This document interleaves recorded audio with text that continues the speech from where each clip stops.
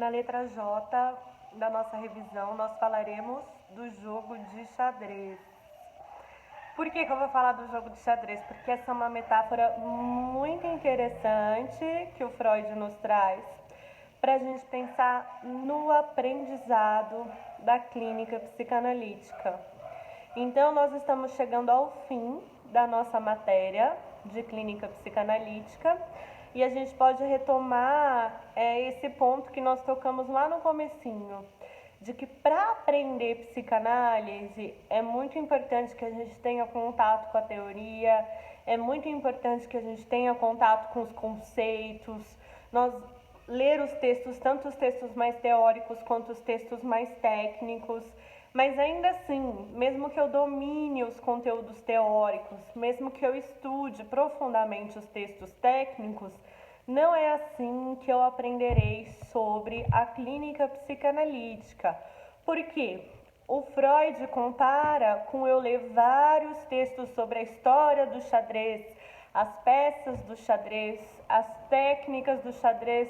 Ainda assim, quando eu estiver diante de um tabuleiro de xadrez e for jogar xadrez, tem um rabinho de gato aqui, né, Antônia? Né? E for jogar xadrez, eu não vou saber jogar xadrez. Dá oi.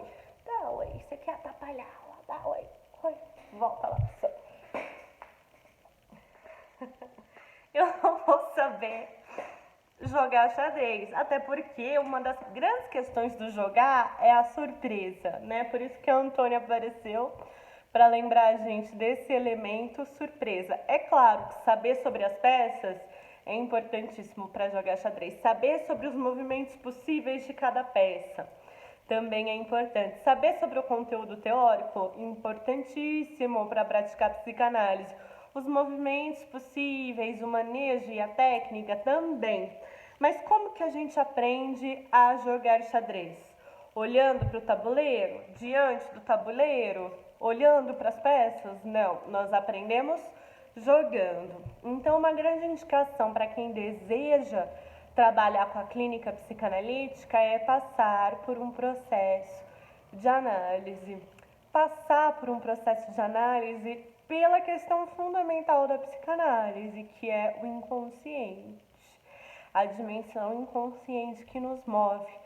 Se eu buscar a conhecer a mim mesma, eu vou acabar esbarrando com a questão de que muita coisa eu não admito para mim mesma conscientemente. Eu não reconheço em mim mesma conscientemente. Então eu vou me deparar com as barreiras, com as resistências, eu não vou conseguir chegar em determinados conteúdos. É preciso haver a relação transferencial e a associação livre para que esses conteúdos emerjam. Passar por uma análise é um processo que requer coragem, é um processo dolorido, é um processo em que a gente vai entrar em contato com conteúdos perturbadores, com conteúdos afetivamente fortes, com conteúdos que vão mexer com a gente de tal forma que a gente vai erguer as barreiras e as defesas mais intensas que nós temos.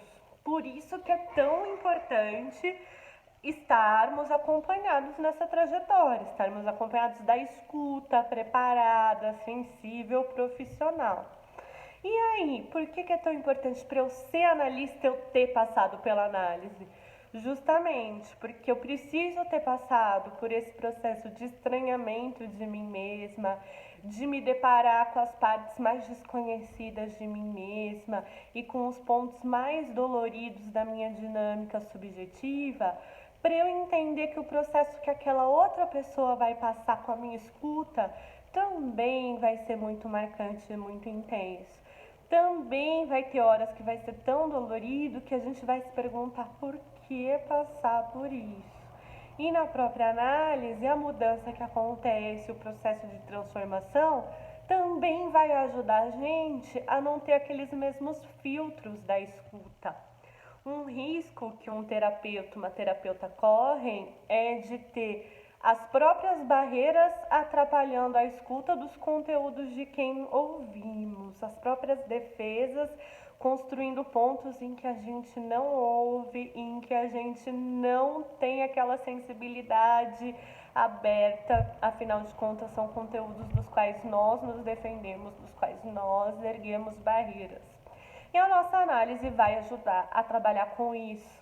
A nossa análise vai ajudar a ver pontos da nossa história em que as defesas estão como que, né, tampando a nossa sensibilidade. Por isso, se alguém deseja ser analista, se alguém deseja estar nessa posição de escuta do sofrimento humano, começar uma análise é muito recomendado. Não só por isso. Começar uma análise é começar um processo de transformação, em que a nossa posição em relação ao que a gente sofre, a nossa relação em posição em que a gente vive, a nossa relação em posição à nossa história e a nossa relação e a nossa posição com o que vivemos hoje se transforma. E essa transformação pode ser bastante enriquecedora para as nossas vidas.